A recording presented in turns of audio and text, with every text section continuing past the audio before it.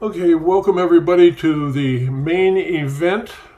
This is a good event today that I've been looking forward to. This is our 161st. As any of you were with us last week, you know that the new Big Al, Big AI challenge for May is to pick an emotion and then prompt that emotion as many ways as possible. Before I announced that, Deanna had talked about the fact that she was going to be doing a new talk in Atlanta. Emotion is the new prompt. I said, Deanna, you've guessed what the Big Al, Big AI challenge is for May.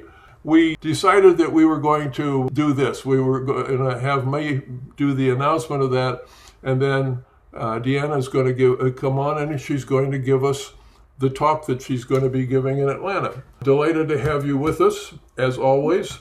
Before we get into emotion is the new prompt, my usual thing is to go into the news for this week. And as always, there's lots of news. And frankly, I only post so many because, there's people like Eugenio Fierro. He posts news multiple times a day.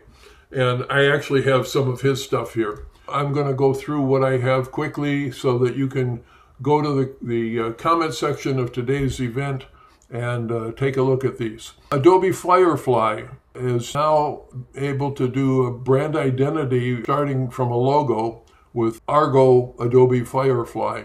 So that's a post in there. Moontake AI introduces a 3D agent that works inside Blender to create, the models that you are trying to make in Blender. So anybody working in 3D and in Blender, that's a real plus. I don't know how many of you have worked in Blender, but I find Blender to not be an instinctive and intuitive program to work in. You got to really, study how to work with it. But maybe this will make it easier and quicker to do things. Higgsfield AI now connects to Claude for ads, videos, and visual content. Higgsfield and Claude are collaborating. 11 Labs launches 11 Music. Listening becomes creation. 11 Labs has introduced 11 Music, a new AI-powered platform designed to discover, listen, create, remix, and publish music. So that's another, addition onto 11 Labs, which is just going all over the place in what they're doing, including video. Let's see, Pica Labs launches a creative agent with voice, face, and personality. This is the new Pica agent. And then Gemini can now generate PDFs, Word, and Excel files in chat. Well, I'm glad they've caught up to Claude because that's what Claude has been able to do for 2 or 3 months. Higgsfield AI again launches Canvas, a node-based system for creating workflow. Echo 2 just dropped, 3D scene generating from a single image. What it's actually doing is taking that image and figuring out, what the thing looks like in 3D and creating these scenes, and then you can interact with the camera control and real-time rendering. My Claude Code prompting skills from Cdance 2. So it looks like more and more of the visual programs are interacting with the chat programs to create things together, which is basically, I guess, what ChatGTP does now, because it now has a program in it that it can do create images. And by the way, I have been working with it. It's quite amazing what it's capable of doing. I'm very pleased with that. And the last little bit of news here is Topaz Labs Astra 2, which is used for upscaling videos. You have Topaz Gigapixel, which does a great job of adding detail and resolution to still images. And this Astra 2 is also capable of doing this with video. So that is the news that I've posted there. Again, all of that stuff is in the comment section of today's event. And now, without further ado, Deanna, again, thank you for being with us today. Yeah. And I Hi, see, well, Rachel. I just saw her hand go up. Ah, while I was giving the news, I see that Rachel and Spirit have joined us, which are a oh, wonderful. couple more And of our what, favorite people. for sure. And Big Al, maybe it's old news, but I just read this morning that Anthropic is now connected to Adobe. What is? Anthropic, Claude. Oh, wow. Okay. Yeah, Yeah. I just read that this morning. So that's you're going to see that everywhere this weekend, I'm sure. Yeah. Well, I think that the thing that I'm most surprised about Adobe, because what Adobe has done in the past in order to grow is if they haven't developed the program themselves, they'll buy one. They'll buy some company out and do that. What they're doing now is what they're just keeping up with the other people. They are Exactly. having these various other programs now available.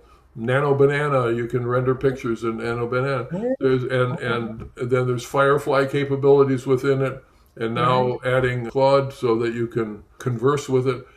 Frankly, I having been an art director for many years, and having had to tell an illustrator or a photographer exactly what it is that I want, I love the conversational prompting. Me too. You really have a chance to say, this is what I have in mind. No, that's not quite it. You ought to change this and that, and collaborating. It's great. Awesome. Well, you want me to start? Are you ready? Please. Okay. Most of you guys know me, but for those of you that don't, I spent over 20 years, and if I'm really honest, over 25 years and maybe pushing 30 in corporate America, um, leading some really amazing teams in design, marketing, sales, business intelligence, e-commerce, you name it. I've had a really fun ride. I've worked at Fortune 100s, Fortune 500s, and right now I'm working at a Fortune 50, and the whole thing is just incredible. So this presentation I'm going to walk you through is really short. At the end, I have a free, it's not a guide, it's not a tool, it's an exploration because everyone on this call, I think I know most of you, are incredible in your own right. And I didn't want to insult your intelligence with giving you a guide because you guys don't need a guide. In fact, you can be my guide. But I will spend some time in there and show you what I built because it's kind of fun. And this journey for this particular presentation was actually started a long time ago, but triggered by my last visit on Big Al's when we started talking about being a thinker and a tinkerer and emotional intelligence. And after I spoke at that last one, I got a lot of messages from people, especially the guys, saying, I never would have thought to even prompt with emotion. And I thought, really? Because that's the first thing I think about. So thinking and emotion way hand in hand. And I'll give you one more quick tidbit. Along the journey up the ladder in corporate, I got one piece of feedback that has really sat with me. So when you get to the VP level or are about to get to the VP level at a company like Haynes, they put you behind closed doors for 2 days and throw everything at you. They're testing you to see if you can handle the pressure, to see if you can make decisions. And I passed with flying colors, except for one piece of feedback, which was your emotional intelligence score might be too high to make really tough decisions involving people. And they weren't necessarily wrong about that, but it took me a while to digest that and to learn how to deal with that. So emotion has always been a part of who I am. And with that, let me hit share screen and we'll go into the deck. And of course, my share screen is right on top of my whisper flow. So sorry about that. Give me a second. Entire screen share. There we go. And let's go to the deck. Let's get poor Al out of the corner. Okay, and let's open the whole thing and hit hide. So again, short deck, only 14 pages. It's going to be quick, and then we're going to go into the tool. But my concept and my thought here is emotion is the new prompt. And really for a lot of you, it may be the old prompt because you're already prompting with emotion. But for me, it's all about those incredible creatives and marketers that know the tools, they've worked on their craft. This is about what comes before the prompt and what lives inside the silence between your words. Quite often I'll be in a meeting and I'm listening to what's not being said versus what's being said. So every emotion, every way possible, every tool. I'm going to go through a couple of different emotions here. Hopefully that will inspire you, and you'll see it later in the tool that I've built. And this one is surreal. And the prompt for this is exactly what you see on the screen. Unmoored, reality at an angle, the world just past the edge of the expected, which I thought was pretty cool. And by the way, everything I did here, I did after 11 o'clock last night when I finished entering my app into the Build-a-thon thing, because I wanted to do something different and fresh with Midjourney 8.1 now that it's live beyond beta. And this was the first image it gave me. And I was like, okay, this is going to be fun. So I was up till 1 a.m. as a result. Embodied. Embodied is a word I use in almost every prompt I do, almost. And for the record, I don't do creative commercials or pitches or products. I use these kind of prompting exercises because I am such a fan of the art and the craft. So that's kind of where I go. And again, this is the exact prompt I used in Midjourney 8. And of course, it's got mood boards behind it and all that kind of stuff, but you get the idea. Weight, presence, the feeling of something fully inhabited, but not illustrated. So embodied is probably my favorite word of all the ones that I've built in the prompt library around emotion. Lyrically, between literal and metaphorical, where meaning moves like music, not logic. I use lyrically in my prompts a lot when I'm doing one transition to another transition in a video. I'll use this quite often. Longing, the ache of almost, blue hour feeling, hands that don't quite reach. This one surprised me last night. I was like, whoa, that is super cool. I thought this prompt was really fun. And I've got about 25 different versions of this. I had so much fun with this one. But longing is the main feeling here. And you'll start to get this when I walk you through the tool. Electric, the prompt is right below. Charged, alive, the moment before something happens, held energy. The next one is tender. Unguarded, soft without weak, something usually protected, now visible. Which I loved how these turned out as well. They're so kind of full of depth. Breathe. This is another word I use a lot in my prompts, and I use a couple different mood boards that I really love in combination with each other in Breathe. And the prompt was space, permission, stop directing and start allowing, give the image room. Defiant. I did this about 100 different ways as well. Stand against something, not aggression, conviction, the refusal to disappear. And this is when Midjourney finally started getting words that are really small, right? I haven't tried these in GPT Image 2, but I probably will just to see what happens. It could be really interesting. And you can see I'm not giving it a lot of direction. I'm giving it a lot of emotion, which is the whole point of what this whole thing is. The almost, just before, just after, the space between states, potency without arrival. The almost, you never would think that the almost was a feeling, but it is. The unsaid, which is the basis for the whole tool that I built that I'm about to take you through. The subject lives between two frequencies. And again, all these images are Midjourney 8.1. I haven't played with them in the other tools. So we're going to go into the gift to explore. Let's see if it'll actually take us there or if I have to like change. Oh yeah, it took us there. Can you guys see the screen now that's got the nav bar? Can somebody let me know because I can't see you guys? Yep, that's great. Awesome. Okay, so this is just a little, again, not a guide. It's an exploration and something for you guys to have fun with. I'm going to put the link in the chat at the end so you guys can take it or you can copy it on your screen right now. It lives out there on Netlify. I created it with Claude. I have about, I think, 75 of these little things out there that I've created. I've created everything from the CEO's first 90 days at a new Fortune 500 company, a guide for that, to how to do PowerPoint presentations, to how to use this tool or that tool. I've got a number of things. I've got in-depth category guides. I did a whole guide called The Denim Diva, looking at the future of denim in the women's apparel market. There's all kinds of really fun things you can do with the right tools. So with this, we're just going to go across here, the philosophy. You've mastered the tools, now master the frequency. Advanced creators often hit a ceiling, not at skill, but at intentionality. The work is beautiful, but is it the feeling you want to feel? Just like what you just said, Al, when you're directing people, yeah, it's not quite there. I kind of want it to do this. Emotion isn't the result of great prompting. It's the input, in my opinion. And so I gave you some starting points, which is really kind of fun. I don't think these are flip cards. No, these ones aren't flip cards. I gave you 4 of those. And then we go down to the unsaid. And this is where I really started playing a bit. So wrap your subject in emotional language. Open with a feeling, close with an intention.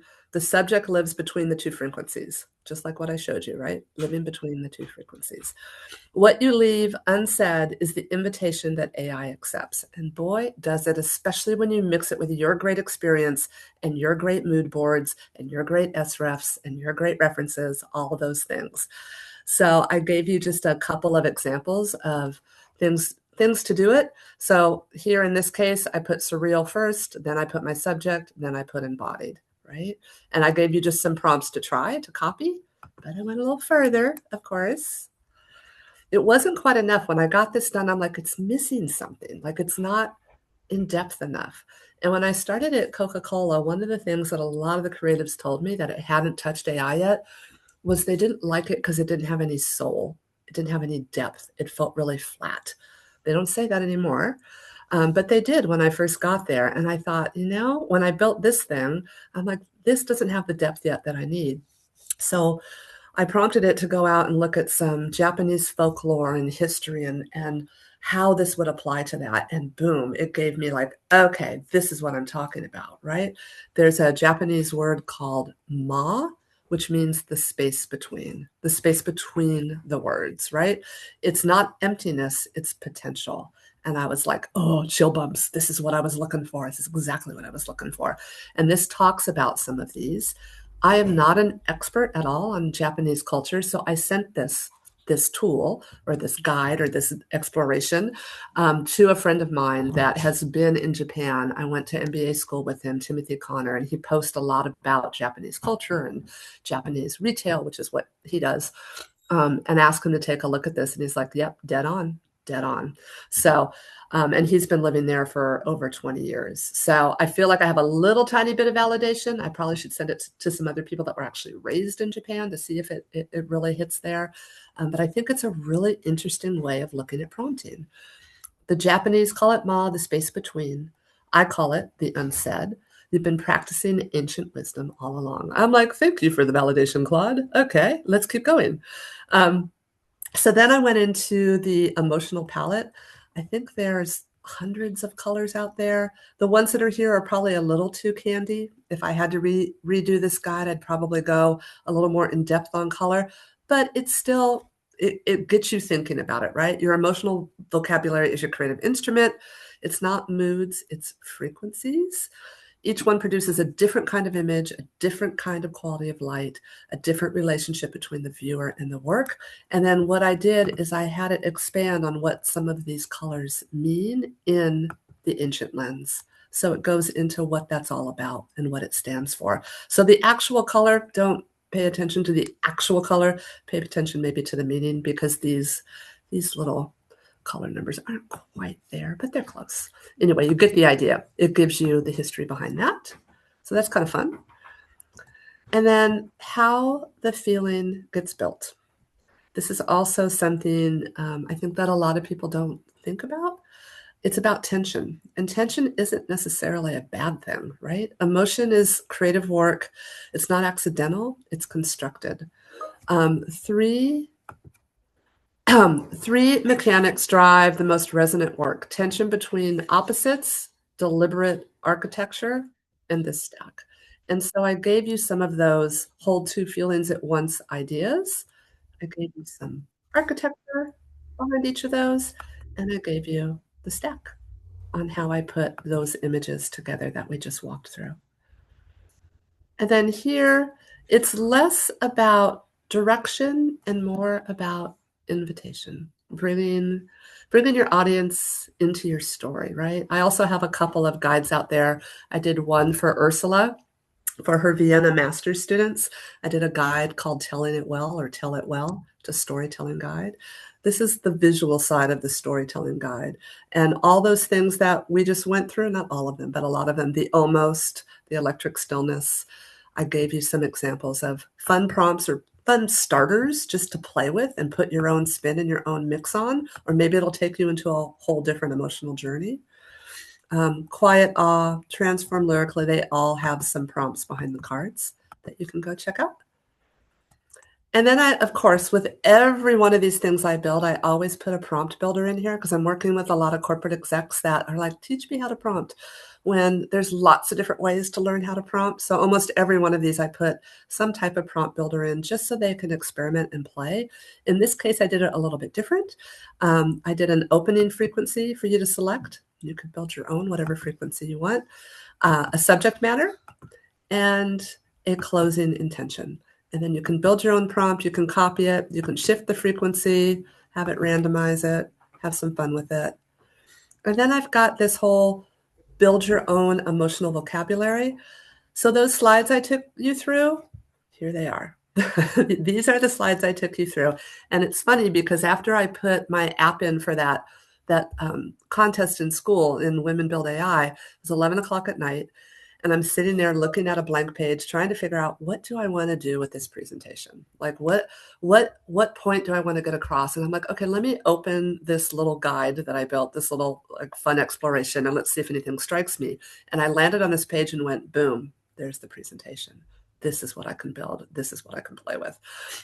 And it was a really fun way to build something, because normally I'll have 9,000 ideas and try to narrow it down. And in this case, it gave me 9 to go with. And then I added the unsaid because I think it's kind of the overarching of all of it. And each one of these just gives you a little idea behind it. But maybe these aren't your emotions. Maybe you have different emotions you want to play with, and that's okay too. And that is, emotion is the new prompt. So let me go back here and let me go to the next page and say thank you, because I am the OG AI chicks, and they're going to show up in every presentation. All right, and with that, I'll go back to you guys. Oh, lots of hearts. Thanks, guys. I couldn't see you guys. So I will put the link. I'm going to stop sharing. I'm going to put the link in the chat to that little tool. I don't ever want to talk down to anyone because you guys are such creative, like geniuses. I just want to give something that maybe will help you think differently or have a little fun. So let me go grab that and put it in the chat.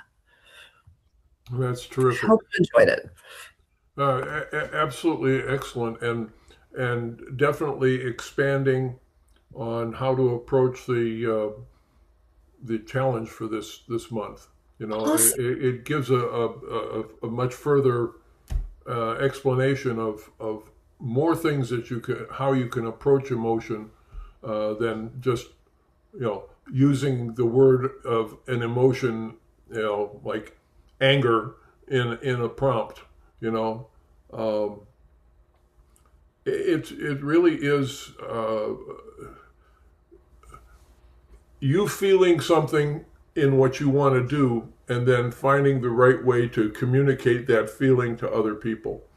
And that's why, so many things that we see on LinkedIn are demonstrations of what programs are capable of doing, not content, not communication. And that's the thing that I have been, trying to do both through this main event, but also in the challenges, is to get people to think in terms of how do you communicate with people. That's been, my job as an art director and associate creative director, but it's also my job as an illustrator, because as an illustrator, my client gives me direction of what they want, But the thing is that I have to make it actually happen and find what's the right process to make this happen. But the other thing that I require of myself is to go beyond what the client is expecting and give them more than not additions to the things by my creating things that they weren't asking for, but by making it better than they were thinking it was going to be. You know, Ah, I love it. And it's not the amount of pages in the presentation. It's not 9,000 words on the page. It's not an image, 95 things. It's the impression, right? oh, I will go off camera. You can see little Deanna. I've felt this my entire career. It's not the people that come in and do the pitch decks that are 95 pages long with everything possible thrown on the page. It's the feeling that you leave them with. That's what they remember. It's the story. That's what's important.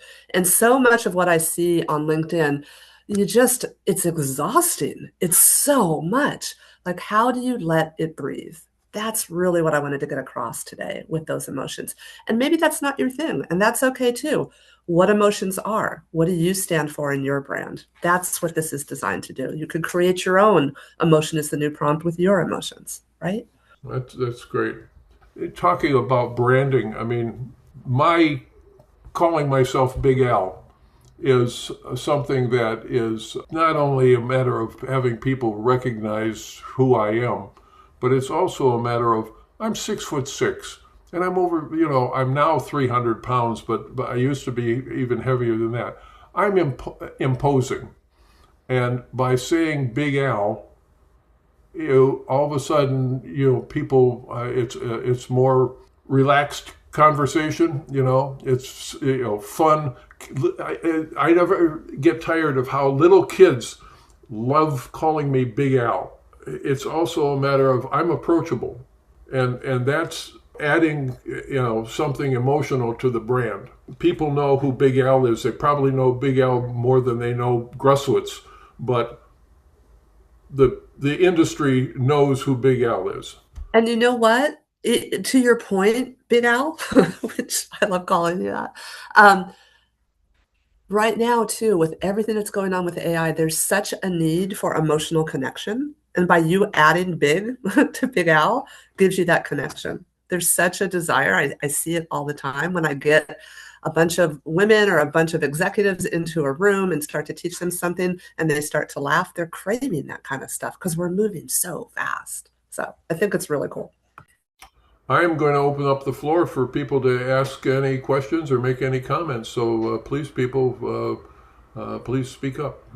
I Um, don't I, bite, I promise. I have a couple of things just running through my mind and first, excellent presentation, Deanna, and I'll be exploring the app. I just got the link here, and I think a lot of it I started thinking about emotion. I think I've DM'd you about it and Big Al back from your earlier presentation You were one of on my inspirations, actually. Yes, you did. yeah. So and I think it is I don't know how to describe it. It's a different way of thinking about what you want to communicate through a visual or audio visual. So the things that I kind of try to think about, and this is probably the hardest part for me, and let's just start with image. Videos is just is another thing, but just even starting with an image is what part or what aspect or overall is expressing emotion. So let's imagine a landscape. That's what the image is.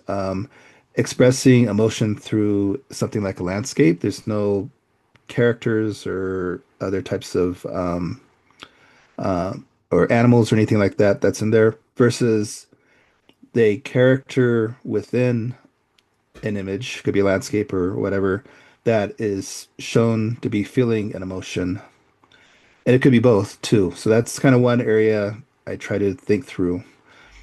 And I think like colors and other language of emotion, visual language is a big part of that.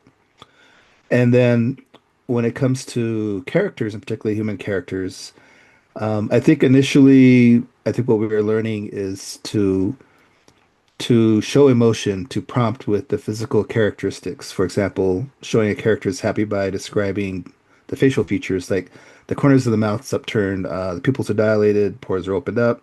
There's a blush in the skin tone, uh, and I think now we're getting more into this using the terms, but I'm not sure if we're quite at the point where we can just say um, the man is happy, or and being that general as well. So those are the kinds of things I've been thinking about. So I was wondering if you can comment on any of those that you think might be worth talking about.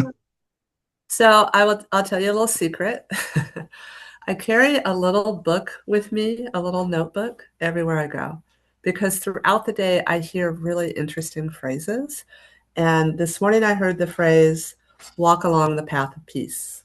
And I'm like, oh, I wonder what prompt that would do. I want to show you what it did, because the first thing you talked about was landscape. So let me show you this. I mean, come on. Wow. So stillness is one that I would play with. But notice the prompt, walk along the path of peace. That's all I put. Yes, it put a person in there, but it also had some without people. So I think when it comes to landscape, let me stop share. I would think about, what kind of landscape are you thinking about? Is it someplace you go for a walk with your dog?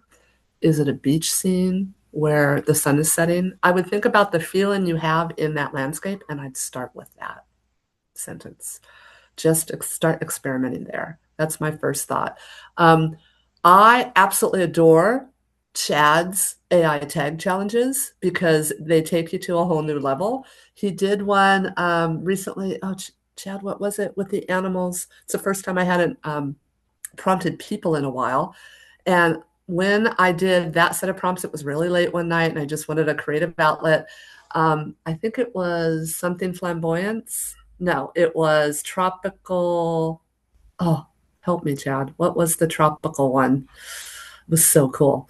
Anyway, I prompted it and all these animals started coming out. I'm like, okay, let's go further with that. So I started with the feeling of his tropical flamboyance, and that little set of images got more comments than I've had in a long time. I'm like, okay, we're on to something. This is back to that emotion thing. So, I think it was structural flamboyance. oh no, that was the cosmetic one. What was the tropical one? Do you remember It was surrealism. tropical surrealism? That's a cool feeling too, right? Surrealism. Anyway, so I would start always, no matter what the subject matter is, with how you want that end image to make you feel. Because yeah, you can do all the technical details with the blush and the this and the that. I don't have time for that. I have a full-time job. So I don't have time for that prompt. Although, There's something I was just thinking about too is black and white is, imagery creates a certain emotion. And if you think of Ansel Adams and his photography and stuff, the beauty of what he's showing, but also the feeling that's there, in this. I think one of the smartest things you just said was, when you're going to some place, well, if you're going to prompt a location of something, what is it that you feel when you go to that place? What is it that you feel that you want other people to know about this place?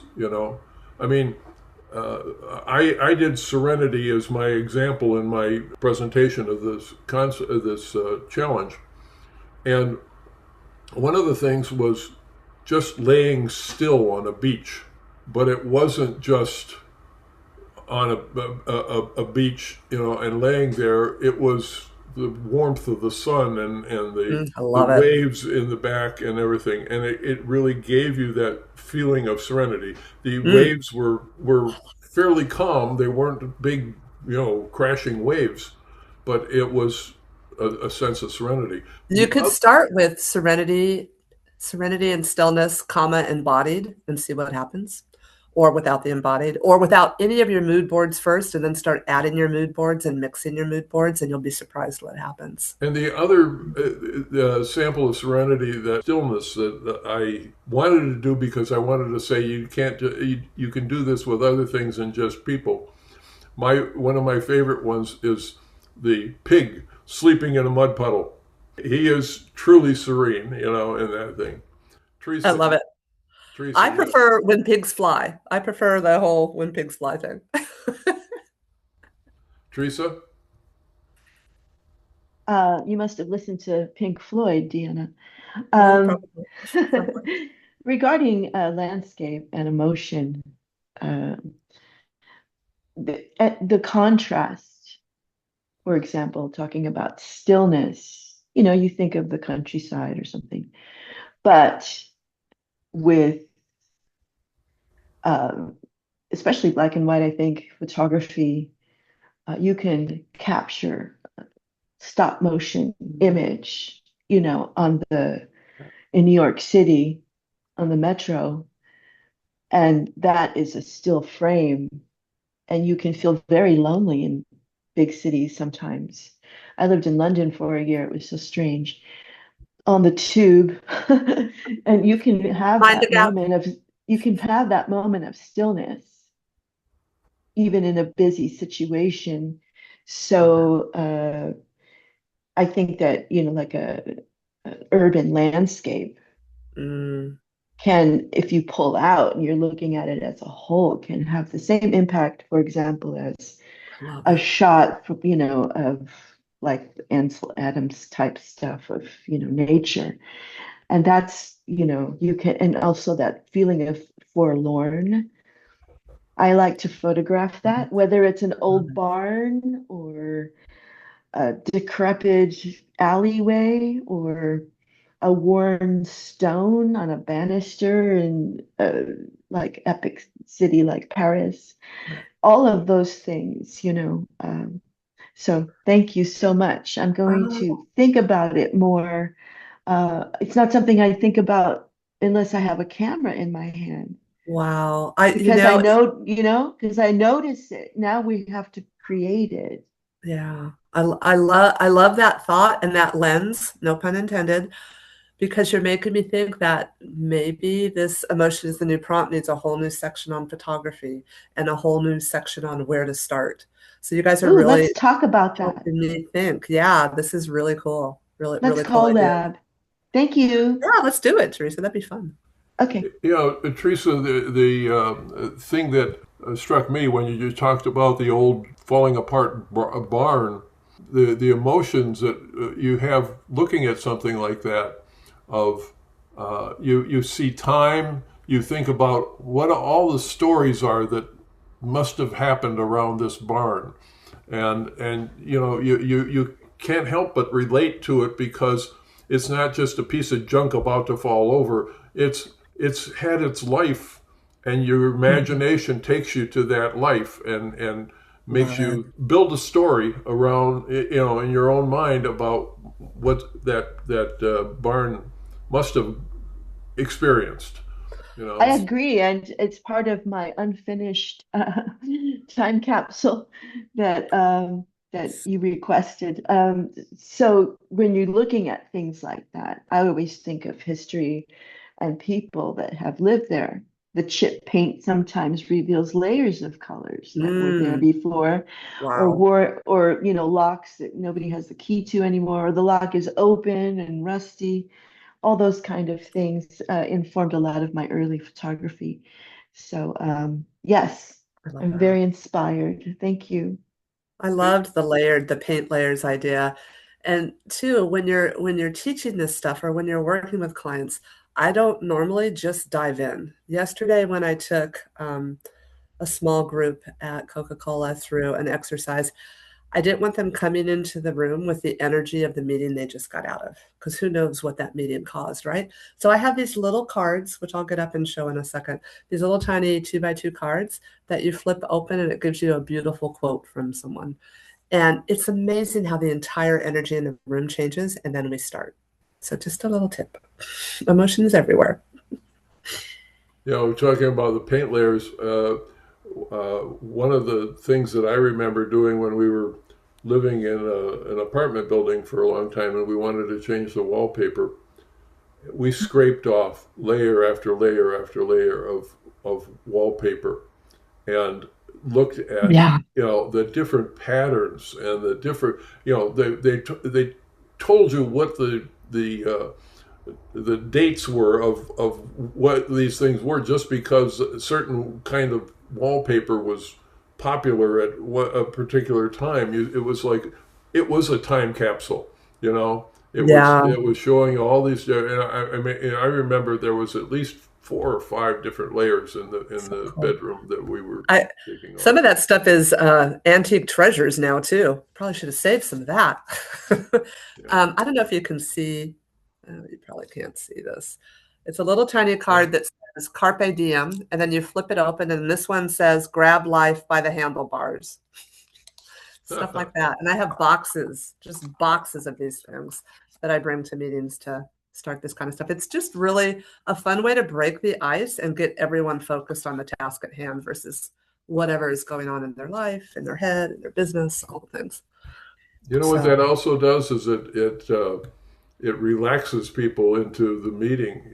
They're going to be more receptive because you've momentarily taken them away from all that crap that's going through their head right now because I should be doing this instead of being in this meeting. Right. Any more comments, please? Thanks, guys. I have a hard stop in 7 minutes, so I'm going to leave in like 5. Okay. But I so love this conversation. I think you guys gave me more than I gave you. I just really appreciate all the feedback and the thoughts. You guys have really got me thinking. Well, it's always just a total delight to have you with us, and I just appreciate you extremely, and I'm just very glad that we have established a relationship where we can call on each other anytime, and be able to say, "Gee, I'd like you to come on next week." Yeah, which you did. Yeah. Which you did as I was doing an app, driving myself crazy. But I'm so glad you did, because hearing all this now when I'm live in front of 200 people in Atlanta, it'll be even better because you've given me so much to think about and take it up a level. So I appreciate you, Big Al, and I appreciate all you guys. Thank you so much. I hope you have fun with the tool. And when I improve it, it'll automatically improve in the link that you have. So you'll see changes as you go. All righty. Well, thank you very much. And I'm going to finish up by going into the upcoming events on the main event. I'm going to share my screen and show you a few some things rather than just talking about it. First of all, next week, people were so intrigued by the making the Robot's First Spring. I thought I would go through all the process of making that video, go into the nitty-gritty about it, and really talk from the character development right through to the process of how it evolved as I'm working on it. So I think that's something that's important to talk about. And we'll talk a little bit about, the music and what programs I used and what was able to be done. And here is Israel coming the following week. This is going to be fun because I just love what this guy does and what he teaches us. And so that's going to be that week.